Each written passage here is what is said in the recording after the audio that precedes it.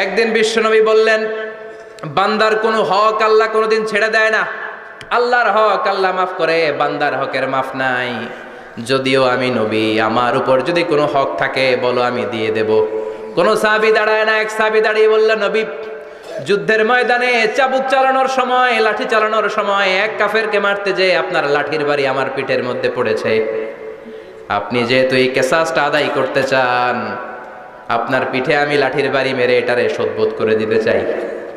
সাইয়েদনা ওমরে ফারুক হাতের জামা এরকম পড়তে শুরু করছে, আয় এদিকে আয়, তোরে শোধবোধ করাই।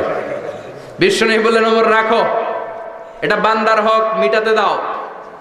বিশ্বনবী বললেন, আসো, তুমি এসে আমার পিঠে লাঠি দিয়ে চাবুক দিয়ে বাড়ি মারো। সাহাবী বলে, ও নবী, তখন দুর্ভিক্ষের সময়ের যুদ্ধ ছিল, আমাদের গায়ে জামা ছিল না। যখন আপনি আমার চাবুকটা পিঠের মধ্যে মেরেছেন, আমার পিঠে তখন জামা ছিল না। আপনি যদি যথা নিয়মে কেসাসটা আদায় করতে চান, আপনার জামাটা খুলেন, খালি পিঠের মধ্যে বাড়িটা মারিস। এবার ওমরে ফারুককে ধরে কে?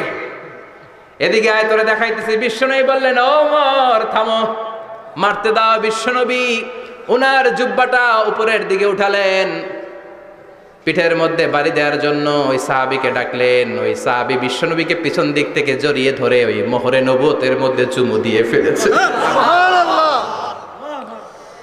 সাহাবী বললেন, নবী গো, এই নাটক করার জন্য আপনি আমারে মাফ করে দিয়েন।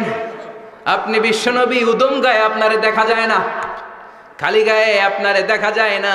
শুনেছি আপনার পিঠের মধ্যে মোহরে নবুয়ত আছে। অনেক দিনের সাধনা, জল্পনা কল্পনা, আপনার মোহরে নবুয়তে আমার ঠোঁটটা আমি লাগাবো। আপনার মোহরে নবুয়তের মধ্যে আমার ঠোঁটটা লাগে, আমার ঠোঁটটারে আমি জাহান্নাম থেকে পরিত্রাণ করাবো। এজন্য প্ল্যান প্রোগ্রাম করে এতক্ষণ আপনার জামাটা খুলতে বলেছি।